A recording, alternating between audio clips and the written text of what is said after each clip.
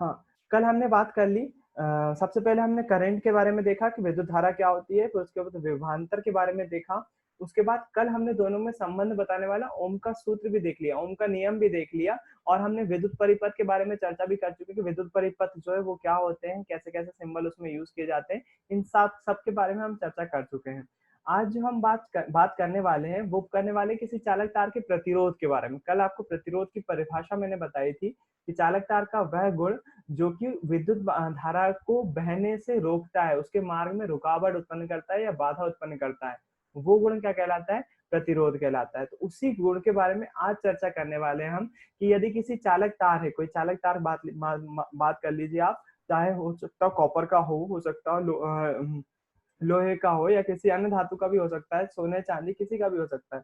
वो धातु का तार हो यदि, तो ऐसे कौन-कौन सी, याद है अपन ने ओम के नियम में अपन ने शुरुआत में लिखा था भौतिक परिस्थितियों में परिवर्तन ना किया जाए, है ना? उसकी भौतिक फिजिकल चेंज कुछ भी ना है उसमें, ना उसकी लंबाई बढ़ाई जाए, ना तापमान बढ़ाया जाए, ना उसका रंग वगैरह चेंज, कुछ भी नहीं किया जाए। तब उसके सिरों के मध्य उत्पन्न विभवांतर उसमें बहने वाली धारा के समानुपाती या अनुलोमानुपाती होता है। तो वो अपन ने ओम का नियम देखा था, है ना? वो अपन ने वहां पर देखा था। लेकिन यदि ये भौतिक परिस्थितियों में परिवर्तन किया जाए तो क्या होगा? वही आज देखने वाले हैं हम। यदि किसी चालक तार के प्रतिरोध, कोई प्रतिरोध जो है, उनको कौन-कौन से कारण जो है वो प्रभावित करते हैं। ये क्वेश्चन अपने आप में, ये वाला टॉपिक इम्पोर्टेंट है, और इस टॉपिक को जो है वो 4 नंबर में आसानी से दिया जा सकता है और बहुत कॉमन होगा अगर आता है, क्योंकि पिछले 2 साल में शायद इस बार आया है या अभी का मेरे को याद नहीं है, पिछले साल तो नहीं आया था। उसके पहले का जितना भी आप पेपर उठाएँगे, तो ये क्वेश्चन आपको बहुत कॉमन दिखने वाला है। क्वेश्चन क्या पूछा जाता है? क्वेश्चन आपसे पूछा जाता है किसी चालक तार किसी चालक तार के प्रतिरोध को प्रभावित करने वाले कारक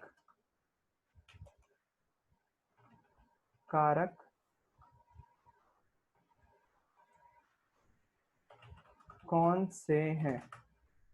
क्वेश्चन ये आता है ना? किसी चालक तार के प्रतिरोध को प्रभावित करने वाले कारक कौन से हैं? तो आपके सामने यदि कोई चालक तार रखा हुआ, मान लीजिए आपके पास जो है वो कॉपर का कोई सा वायर रखा हुआ है। कॉपर का वायर अगर पास से देखोगे तो आपको बेलनाकार दिखाई देगा वो, है ना? ऐसे दिखाई देगा ना, कोई भी तार ऐसे ही गोल-मटोल होता है, जिसको हम बेलन बोलते हैं। गणित में एक रचना होती है जिसको हम बेलन बोलते हैं, है ना? सिलेंडर बोलते हैं। सिलेंड्रिकल फॉर्म में होता है ये, बेलन बेलन के फॉर्म में होता है।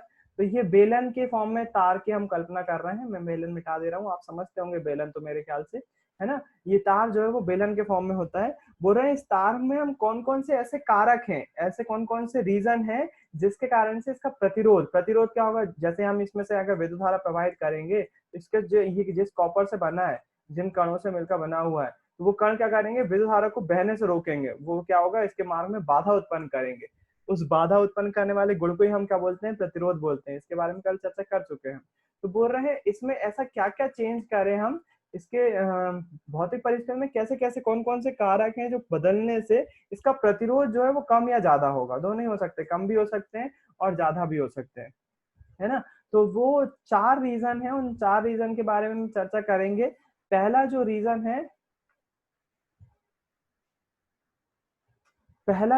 है वो है प्रकृति। दूसरा जो रीज़न आएगा, लंबाई। लंबाई। तीसरा जो रीजन आएगा वो आएगा, उसको आप चौड़ाई भी बोल सकते हो, उसको आप अनुप्रस्थ काट का क्षेत्रफल भी बोल सकते हो। सही में उसको अनुप्रस्थ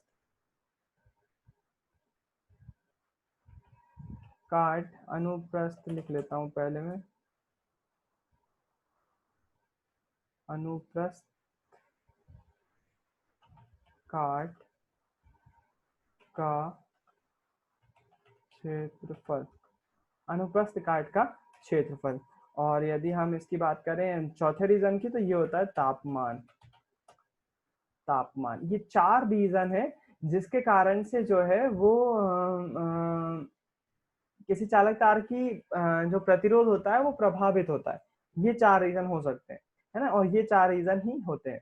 तो इन 4 रीजन का कैसे-कैसे प्रभाव पड़ता है उसके बारे में हम चर्चा करना चाहते हैं कि ये हम इनके अंदर कैसे लिखेंगे, क्योंकि केवल 4 पॉइंट लिख देने से तो हमको नंबर मिल नहीं जाने वाले हैं, है ना? तो पहले उसकी बात करते हैं हम प्रकृति की, कि किस प्रकार चालक तार की प्रकृति जो है उसके प्रतिरोध को प्रभावित करती है। तो हम प्रकृति वाले पॉइंट में क्या लिखते हैं?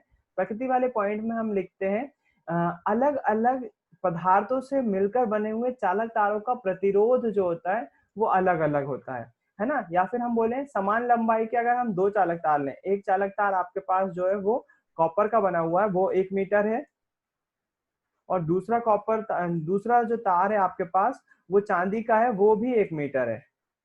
दोनों तार 1-1 मीटर है, लेकिन अगर हम प्रतिरोध की बात करें तो दोनों का ही प्रतिरोध जो है वो अलग अलग होने वाला है। इसका जितना प्रतिरोध होगा वो इसके बराबर नहीं होने वाला है, बिल्कुल इसके बराबर नहीं होगा। 1 मीटर चांदी के तार का प्रतिरोध अलग होगा, 1 मीटर कॉपर के तार का प्रतिरोध अलग होगा। अगर हम इसके अलावा सोने का तार ले लेते हैं यहाँ पर 1 मीटर, तो 1 मीटर सोने के तार का प्रतिरोध भी अलग होने वाला है, सबका प्रतिरोध अलग अलग होगा। लंबाई सभी की समान है, 1 मीटर ये सभी की, है ना? एल्यूमिनियम की बात करें, अगर एल्यूमिनियम का तार ले लेते हैं 1 मीटर, तो उसका प्रतिरोध भी क्या होने वाला है? अलग होने वाला है। 1 मीटर का अगर हम एल्यूमिनियम का तार लेंगे तो उसका प्रतिरोध भी क्या होने वाला है? अलग होने वाला है। मतलब क्या? मतलब ये कि अलग अलग पदार्थों से मिलकर बने हुए और समान लंबाई के चालक तार का प्रतिरोध भिन्न भिन्न होता है या अलग अलग होता है। सिंपल सी बात है। आपको प्रकृति में क्या लिखना है? प्रकृति में लिखना है समान लंबाई के लेकिन अलग अलग पदार्थों से मिलकर बने हुए चालक तार। चालक तार समझते हो ना? पहली बात तो चालक तार, जैसे आपने तार देखे होंगे ना नॉर्मली, आपका टीवी जिससे तार से जुड़ी हुई है, जिससे करंट जा रहा होता है, कूलर का तार होता है, तार यूज करते हैं, उसमें बहुत बहुत अलग अलग प्रकार के तार आते हैं। एक कॉमन तार यूज किया जाता है घरों में, लाल और काले रंग का तार होता है, उसके अंदर मेनली उसको तार वायर बोलते हैं जरूर, लेकिन उसके ऊपर वो जो काले और लाल रंग की जो होती है वो प्लास्टिक की परत चढ़ाई जाती है। मेन तार जो होता है उसके अंदर होता है, वो मेरे ख्याल से आप इतना सभी जानते होंगे, है ना? तो हमारे आसपास बहुत सारे तार हैं, चालक तार हैं, जिससे विद्युत धारा प्रवाहित हो रही है। यहाँ तक कि अगर आप पंखे में बैठे हुए हैं और पंखा चल रहा है, क्योंकि अभी पावर कट है इसलिए नहीं चल रहा होगा, है ना? लेकिन अगर पंखा चल रहा है, लाइट चल रही है, मोबाइल चार्ज हो रहा है, तो वो आपके स्विच से लेकर जो स्विच आपके यहाँ लगा हुआ है, उस स्विच से लेकर पंखे तक या फिर कोई भी अप्लायंस तक, अप्लायंस मतलब युक्ति तक, कोई भी पंखे तक, ये जो विद्युत धारा भेजी जा रही है वो चालक तार के थ्रू ही भेजी जा रही है। और नॉर्मली घरों में जो हम चालक तार का यूज करते हैं वो कौन सा होता है? कॉपर तार का यूज किया जाता है। घरों में जो बिजली फिटिंग के लिए यूज किया जाता है वो कॉपर तार का यूज किया जाता है। कॉपर बोले तो हिंदी में क्या बोले? हिंदी में बोले तो तांबा, है ना? तांबे का यूज किया जाता है, और बहुत अच्छी खासी कॉस्टली धातु होती है तांबा। आपके घरों में जो नल होते हैं अगर, वो भी प्लास्टिक या तांबे के ही होते हैं। आजकल प्लास्टिक के आने लगे इसलिए, नहीं तो जो महंगे वाले होते हैं वो कॉपर या तांबे के ही होते हैं। दोनों, कॉपर को ही हिंदी में तांबा बोलते हैं, है ना? पीतल अलग है, पीतल के नहीं होते, पीतल की अलग बात होती है। पीतल की बात नहीं कर रहा हूँ मैं, पीतल अलग होती है। पीतल को इंग्लिश में ब्रास बोलते हैं, तो उसकी बात नहीं कर रहा हूँ मैं। तो ये चार, पीतल जो है वो मिश्र धातु है, जबकि कॉपर, चांदी, सोना ये सब धातुएं हैं। पीतल मिश्र धातु, पिताजी जानते होंगे आप, पीतल, तांबा, जिंक। तो ये बटन जो है वो तार के थ्रू जो है वो किससे, इन्हीं इन्हीं तार की बात हो रही है, इन्हीं तार के प्रतिरोध की बात हो रही है। जो तार हम घरों में यूज करते हैं, तो उसका प्रतिरोध हमने कल ओम के नियम से ज्ञात किया था। कैसे ज्ञात कर सकते हैं, कैसे टेबल के फॉर्म में ज्ञात कर सकते हैं, उसी तार की अभी भी बात हो रही है। तो प्रकृति में क्या लिखेंगे? समान लंबाई के, समान लंबाई के, सभी लंबाई देखो बराबर है, 1-1 मीटर। समान लंबाई के अलग अलग पदार्थों से, अलग अलग पदार्थ, कॉपर, चांदी, सोना, एल्यूमिनियम, अलग अलग पदार्थों से, है ना? समान लंबाई के और अलग अलग पदार्थों से मिलकर बने हुए चालक तारों का प्रतिरोध अलग अलग होता है, चेंज होता है। तो सिंपल सी बात क्या याद रखना है आपको? समान लंबाई के लेकिन अलग अलग पदार्थों से मिलकर बने हुए चालक तार का प्रतिरोध अलग अलग होता है। ये हो जाती है प्रकृति के बारे में चर्चा। बस इतना ही पॉइंट में लिखना है आपको, और कुछ नहीं लिखना है। तो ये प्रकृति के बारे में हो गई, है ना? फिर इसके बाद बात करेंगे अपन लंबाई पे। तो चालक तार की लंबाई बढ़ाने पे क्या होगा? प्रतिरोध बढ़ेगा कि घटेगा? और घटाने पे क्या होगा? प्रतिरोध बढ़ेगा कि घटेगा? उस पे चर्चा करना है ना? तो आपको सिंपल सी बात याद रखना है, यदि ये इतना इतना लंबा तार आपके पास, एक ही कॉपर की बात कर रहे हैं, केवल अपन कॉपर के उदाहरण ले रहे हैं। ये जो है वो 1 मीटर तार है, और इसी के साथ बगल में आपका कॉपर का एक और तार पड़ा हुआ है, वो थोड़ा सा लंबा है, वो भी कॉपर का ही है, और वो जो है वो 2 मीटर तार है। तो जैसे जैसे लंबाई बढ़ती जाती है वैसे वैसे प्रतिरोध का मान भी बढ़ता जाता है। लंबाई को लिखते हैं हम एल से। और इसका मतलब ये नहीं है कि लंबाई एल से शुरू होती है इसलिए। इंग्लिश में लंबाई को बोलते हैं लेंथ, LENGTH, लेंथ। लंबाई की शुरू स्पेलिंग जो शुरू होती है वो एल से शुरू होती है, इसलिए इसको क्या बोलते हैं, एल से रिप्रेजेंट करते हैं। ऐसी आर जो है वो इंग्लिश में प्रतिरोध को रेजिस्टेंस बोलते हैं। रेजिस्टेंस, RESISTANCE,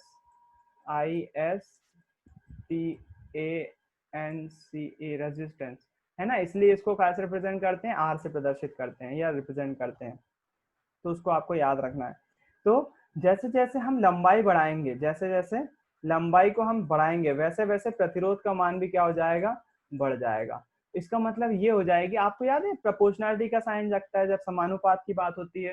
समानुपात हम जब बोलते हैं तो समानुपात मतलब क्या होता है, समानुपात मतलब होता है जैसे अभी आपने ओम के नियम में बात करी तो V प्रोपोर्शनल टू I बोली थी। मतलब इसका मतलब क्या था, इसका मतलब ये था अगर I बढ़ेगा तो V भी बढ़ेगा।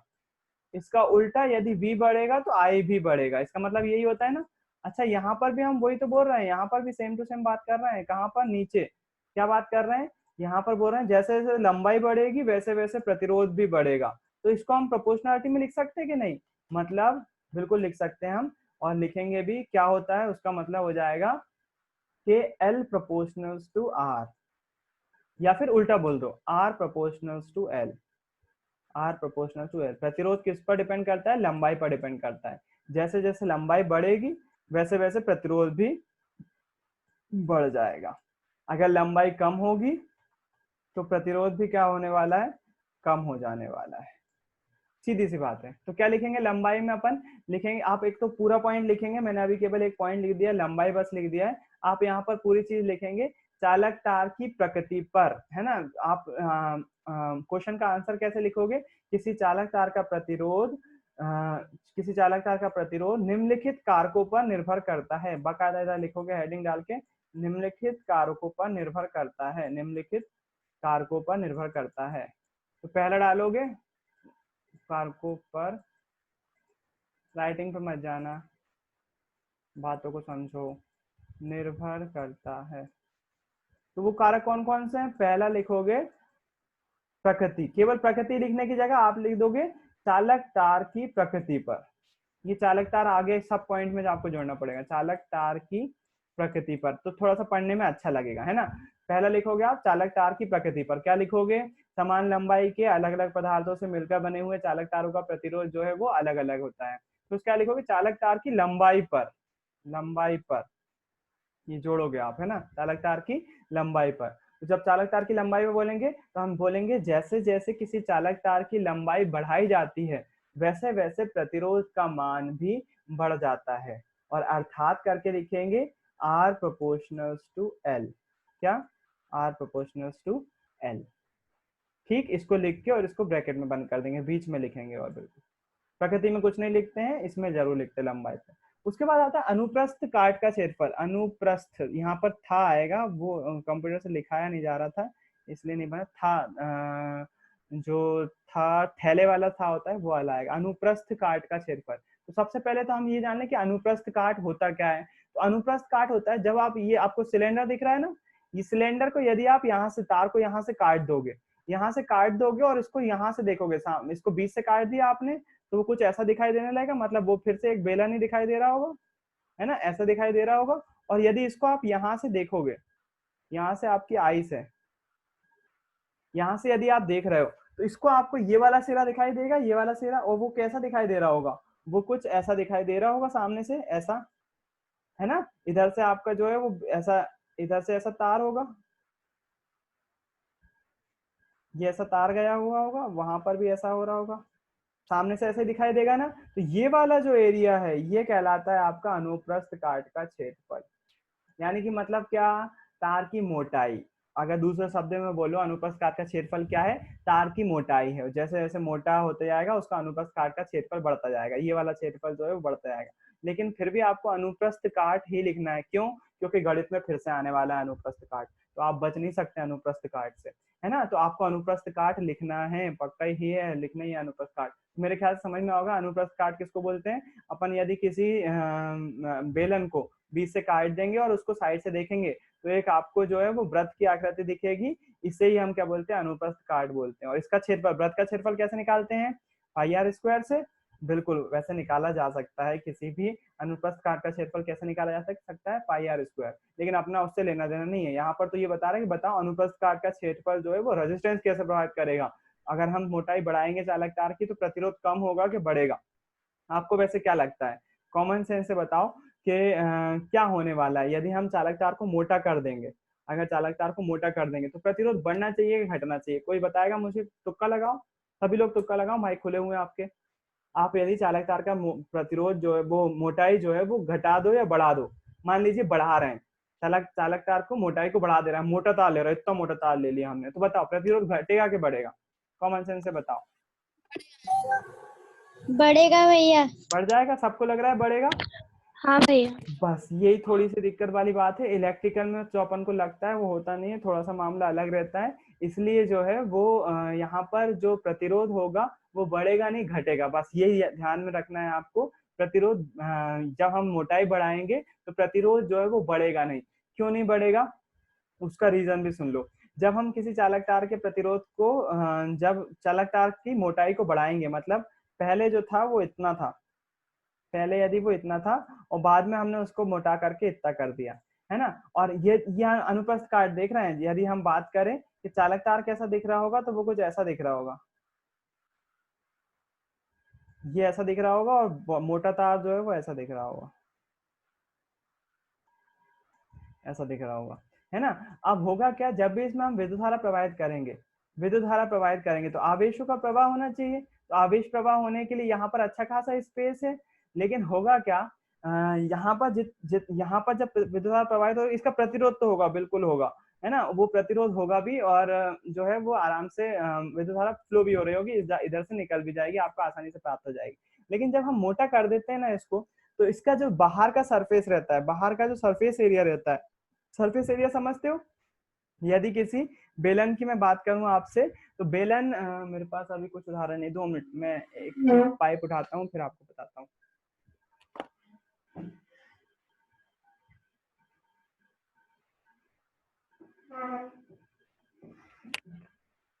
अगर मैं बात करूं आपसे बेलन के सरफेस एरिया की, तो आपको यहाँ पर ये भी दिखाई दे रहा है, ये पाइप जो है वो बेलन के रूप में है, ये मान लीजिए आपका तार है। यदि आप किसी पतले तार की तुलना करते हो इससे, इसकी तुलना किसी पतले पतले तार से करते हो, तो क्या होता है, इसका जो सरफेस एरिया रहता है, सरफेस एरिया मतलब इसका जो कलरफुल दिख रहा है एरिया, ये वाला एरिया जो है वो कम रहेगा, ये वाला एरिया कम है। और इसका जो पाइप का ये वाला जो एरिया है, ये वाला जो आसपास आपको दिख रहा है, ये वाला एरिया ज्यादा रहेगा, इसको सरफेस एरिया बोलते हैं, पृष्ठीय क्षेत्रफल बोलते हैं, पृष्ठीय क्षेत्रफल।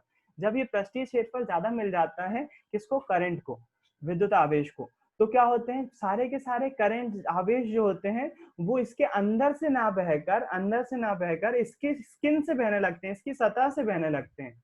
और मिराकली, जादुई तौर पर जब हम चालक तार को मोटा करते हैं, जब हम चालक तार को मोटा करते हैं, पहले जो था वो इतना था पेंसिल के बराबर, और फिर बाद में जो है वो इसको मोटा कर दिया गया, तो इसके सरफेस एरिया से आवेश प्रवाह होने लगे, और जादुई तौर पर विद्युत धारा का प्रवाह जो है वो इसमें आसानी से हो पाएगा इसकी अपेक्षा, है ना, क्योंकि इसके पास जो है वो सरफेस एरिया ज्यादा है। इसीलिए जब हम चालक तार की मोटाई बढ़ाएंगे तो प्रतिरोध का मान कम हो जाएगा। क्या हो जाएगा, प्रतिरोध का मान कम हो जाएगा। क्यों, क्योंकि इसका सरफेस एरिया बढ़ गया है, आवेशों को बहने के लिए सरफेस, इसके अंदर से बहने की जरूरत ही नहीं है उनको, है ना, क्योंकि उसके पास बाहर का एरिया काफी है, वो आसानी से बाहर के बाहर बहेंगे, और रेजिस्टेंस कम हो जाएगा, रेजिस्टेंस क्या हो जाएगा, कम हो जाएगा, प्रतिरोध जो है वो कम हो जाएगा, है ना। इसलिए यहाँ पर जो हम बात कर रहे हैं, यहाँ पर इसको बोलते हैं स्किन इफेक्ट बोलते हैं इसको। ये अच्छा जादुई इफेक्ट है, अजीब टाइप का, जादुई मतलब खुद ही खुद ने बताया ना कि आपका जो है प्रतिरोध बढ़ना चाहिए था लेकिन घट रहा है, तो इसको बोलते हैं स्किन इफेक्ट। लेकिन ये स्किन इफेक्ट जो है वो आपके, हाँ, लंबाई के साथ तो प्रतिरोध बढ़ता है ना। लंबाई बढ़ रहा है, लेकिन यहाँ लंबाई नहीं बढ़ा रहे अपन यहाँ पर मोटाई बढ़ा रहे हैं चालक तार की। आपको ये पेंसिल लंबाई की नहीं बात कर रहा हूँ मैं, तो ये मान लीजिए पेंसिल भी जो है वो इतनी बड़ी है जितनी बड़ी आपका पाइप है, दोनों की लंबाई, ये लेंथ आपको हो सकता है अभी कंपेरेटिवली ये छोटी लग रही हो, लेकिन इसमें इसकी बात नहीं कर रहा था, मान लीजिए पेंसिल भी इसके बराबर ही है, है ना। मैं इसकी बात कर रहा हूँ, मैं इस चौड़ाई की बात कर रहा हूँ। इसकी चौड़ाई देखो कितनी सी है इसके कंपेयर में, सामने से देखो आप, ये कितना है इसका पृष्ठीय क्षेत्रफल और इसका पृष्ठीय क्षेत्रफल कितना है, ज्यादा है ना, ये पाइप का ज्यादा है ना पृष्ठीय क्षेत्रफल, पृष्ठीय क्षेत्रफल ज्यादा है, अनुप्रस्थ काट का क्षेत्रफल ज्यादा है, अनुप्रस्थ काट का क्षेत्रफल ये वाला एरिया, अनुप्रस्थ काट का क्षेत्रफल इसका कितना सा जरा सा है, इसका ज्यादा बड़ा है। तो और लंबाई पे बात नहीं कर रहा हूँ मैं, लंबाई की बात कर चुका हूँ। जाहिर सी बात है अगर इन दोनों तारों की तुलना करोगे आप तो इस वाले प्रतिरोध का ज्यादा होने वाला है, इस वाले तार का प्रतिरोध ज्यादा होने वाला है, इसका प्रतिरोध कम होने वाला है। लेकिन यदि सेम तार इसी लंबाई का है, अब पेंसिल में इतनी बड़ी नहीं ला सकता ना, थोड़ा सा इमेजिन करो, ये पेंसिल मान लो कि इतनी बड़ी है सेम लंबाई की, लेकिन दोनों की चौड़ाई अलग अलग है, दोनों की चौड़ाई जो है वो अलग अलग है। चौड़ाई मतलब मोटाई, मोटाई की बात कर रहा हूँ, ये ज्यादा मोटा है, ये कम मोटा है ना। तो यदि हम मोटाई की बात करें तो क्या होना चाहिए था, प्रतिरोध मोटाई के साथ भी बढ़ना चाहिए था, लेकिन प्रतिरोध जो है वो कम हो जाता है। क्यों कम हो जाता है, इसका जो अनुप्रस्थ काट का क्षेत्रफल कम होने के कारण से विद्युत धारा पूरे पूरे अंदर से भी बह रही होती है, और अंदर जो है वो मटेरियल ठूस ठूस के भरा हुआ होता है, जबकि जब इसमें भी भरा हुआ तो इसमें भी है, लेकिन इसका जो बाहरी क्षेत्रफल है, बाहरी क्षेत्रफल है इसकी अपेक्षा ज्यादा है। इसका क्षेत्रफल कितना सा, जरा सा ही है, लेकिन इसका क्षेत्रफल यदि बात करें तो ये पूरा क्षेत्रफल यहाँ से लेकर यहाँ तक बहुत ज्यादा है।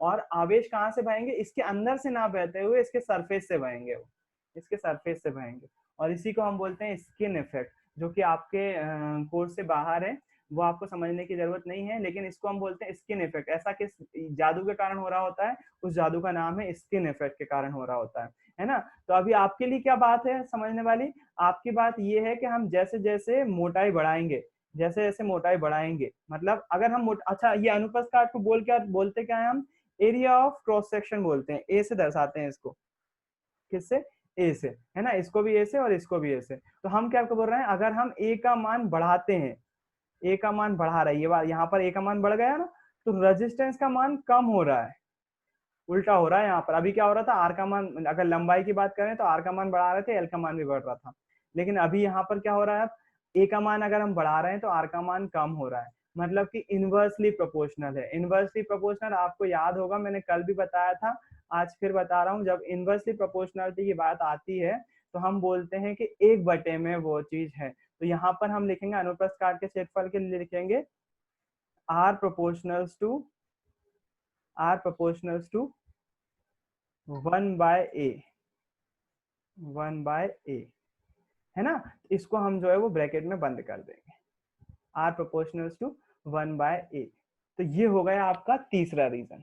इसके बाद यदि हम तापमान की बात करें, टेम्परेचर की बात करें, तो तापमान का मामला थोड़ा सा अलग है ना। नॉर्मली क्या होता है तापमान, अगर हम सामान्य केस के बारे में बात करें, हम तापमान के विषय में लिखेंगे क्या, तो आपको सीधे सीधे ये लिखना है कि आप अगर हम तापमान परिवर्तन करते हैं, तापमान में परिवर्तन लाते हैं, तो तापमान में परिवर्तन के साथ साथ किसी चालक तार का प्रतिरोध भी परिवर्तित हो जाता है। यहाँ मैं ये कहने से बच रहा हूँ कि चालक तार का तापमान बढ़ाने पर प्रतिरोध भी बढ़ जाता है ना, तापमान बढ़ाने पर प्रतिरोध भी बढ़ जाता है और तापमान कम करने पर प्रतिरोध घट जाता है, ये कहने से मैं बच रहा हूँ, है ना। क्यों बच रहा हूँ, क्योंकि इस पर अभी संशय, रियलिटी में प्रैक्टिकल लाइफ में संशय बना हुआ है, शक बना हुआ है कि सच में ऐसा होता है कि नहीं, क्योंकि कई परिस्थितियों में ऐसा भी देखा गया है कि टेम्परेचर बढ़ाने पर जो है वो प्रतिरोध कम भी हो सकता है, मैक्सिमम टेम्परेचर अगर बढ़ा देंगे हम तो प्रतिरोध कम भी हो सकता है, ऐसा हो पॉसिबल है, लेकिन नॉर्मल केस में नहीं होता है ना। नॉर्मल केस में क्या होता है, यदि हम तापमान बढ़ाते हैं तो प्रतिरोध का मान भी बढ़ जाता है। तापमान यदि हम बढ़ाएंगे, टेम्परेचर, इसको टी से दिखा सकते हो आप, टेम्परेचर यदि बढ़ाएंगे तो रेजिस्टेंस का मान भी क्या हो जाएगा, बढ़ जाएगा, और यदि तापमान को हम कम करेंगे तो रेजिस्टेंस का मान भी क्या हो जाएगा, कम हो जाने वाला है। लेकिन हम ये चीज बोलने से बचेंगे, हम इसमें क्या लिखेंगे, हम इसमें लिखेंगे कि किसी चालक तार का तापमान परिवर्तित करने पर उसके प्रतिरोध का मान भी परिवर्तित हो जाता है, यूज करेंगे सब, है ना। यदि आप ऐसा लिख देते हो चालक तार का मान बढ़ाने पर उसका प्रतिरोध बढ़ जाता है, तो वो भी गलत नहीं होगा, वो भी सही होगा, बिल्कुल सही है। अच्छा, यहाँ पर एक इंपॉर्टेंट बात ये बताना है आपको कि यहाँ पर सुपर कंडक्टिविटी का सिद्धांत आ जाता है। सुपर कंडक्टिविटी का आपको एक अति चालकता बोलते हैं इसको, अति चालकता का कॉन्सेप्ट आ जाता है, वो समझाना आपको जरूरी है।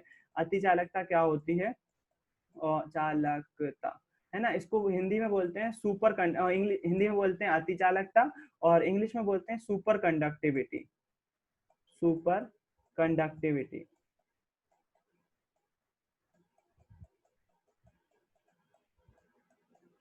तो ये अति चालकता का कॉन्सेप्ट आपको समझाना जरूरी है। ये ऐसी चीज देखी गई कि जब हम तारों का यूज नॉर्मल टेम्परेचर पे कर रहे होते हैं तो उसका प्रतिरोध मान लीजिए उदाहरण के लिए 100 ओम है, मान लीजिए, मैं गलत बता रहा हूँ लेकिन मतलब एग्जांपल ले रहा हूँ इसके कारण से आपको बता रहा हूँ, कोई 1 मीटर लंबा चालक तार है और उसका जो प्रतिरोध है वो 100 ओम है। लेकिन जब इस चीज को हमने बहुत ज्यादा ठंडे इलाकों में रखा जहां पर टेम्परेचर जो है वो माइनस मान लीजिए -20 डिग्री सेल्सियस, या फिर आप बोल सकते हो माइनस में है, नेगेटिव है, बहुत ज्यादा ठंडा इलाका है, बर्फ जमी हुई है, जब हम इसी तार को जो है वो वहां पर रखेंगे और इसमें विद्युत धारा प्रवाहित करेंगे और हम इसका अगर करंट वो रेजिस्टेंस नापेंगे, प्रतिरोध नापेंगे, तो हमको पता चलेगा इसका प्रतिरोध जो है वो घटकर, सेम धातु का कुछ चेंज नहीं करा, बस आपने तापमान में परिवर्तन करा है, तापमान नेगेटिव में चला गया, बहुत ज्यादा बर्फ जम रही है, तो सेम तार का प्रतिरोध घटकर यहाँ पर जब गर्माहट में देखोगे तो 100 ओम था, जबकि ठंडी में देखोगे तो उसका प्रतिरोध बहुत ज्यादा घट जाता है, जिसके कारण से क्या होता है, यदि आप नॉर्मली ऐसा होता है जब पावर प्लांट से विद्युत धारा प्रवाहित की जाती है, मान लीजिए आपके पावर प्लांट बहुत ज्यादा दूर दूर होते हैं, उदाहरण के लिए अभी अपने यहाँ का एक मान लीजिए इटारसी में तवा डैम में पावर प्लांट है ना, वहां का मान लीजिए, या फिर ओमकारेश्वर में बांध बना हुआ है, तो भोपाल से उज्जैन कितनी दूर है, खंडवा में है वो, मान लीजिए खंडवा भी है, तो कितनी दूर है वो, बहुत ज्यादा दूर है, वहां से तारों के माध्यम से जो है वो इतनी दूर तक हम बिजली ला रहे होते हैं, कितने लगभग 500 से 600 किलोमीटर दूर।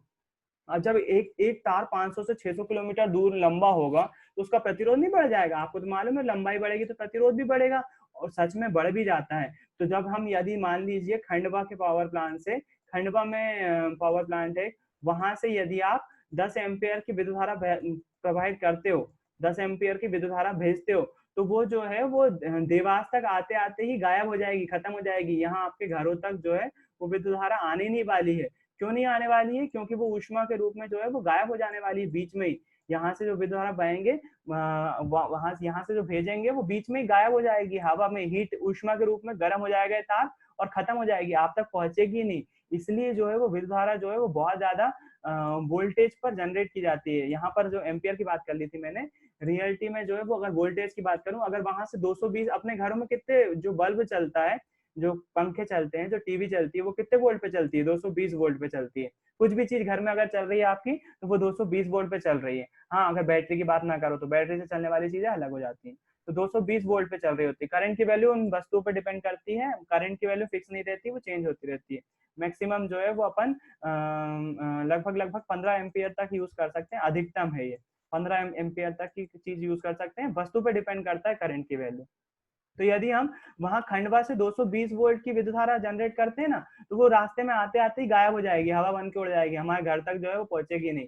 क्यों? क्योंकि वो ऊष्मा के रूप में, तार गर्म होगा और ऊष्मा के रूप में जो है वो यहीं खंडित हो जाएगी, यहीं निकल जाएगी, बीच रास्ते में गायब हो जाएगी, वो हम तक पहुंचेगी नहीं। इसी कारण से जो है वो पावर स्टेशन पे जो है वो इसका जनरेशन जो है वो 33 केवी पे किया जाता है, 33 किलो वोल्ट, यानी कि अगर इसको वोल्टेज में बोलें तो 33,000 वोल्ट पे जनरेट किया जाता है। जब 33,000 वोल्ट पे जनरेट किया जाता है तब जाके उसकी लॉसेस होके जो है वो हमारे घरों के पावर प्लांट तक आते आते या डीपी तक आते आते वो 11 केवी की कर दी जाती है, 11 केवी की कर दी जाती है, और फिर घरों तक आते आते जो है वो 220 वोल्ट की कर दी जाती है।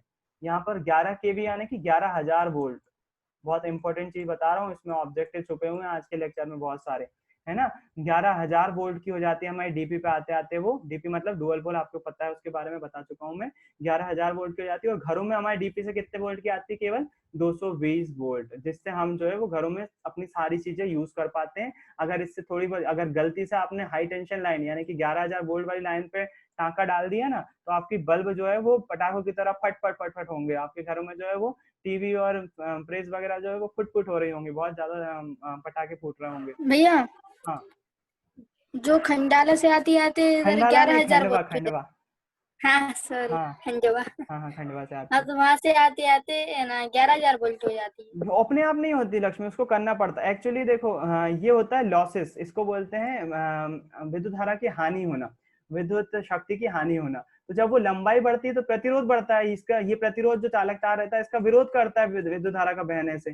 तो वो 33,000 वोल्ट वहां से भेजी तो जाती है, लेकिन जब यहाँ तक आती है तो वो 33,000 से घटकर कम हो जाती है। अब डिपेंड करता है दूरी कितनी है ना, लेकिन वो 33,000 वोल्ट नहीं रहती, इतना तय है।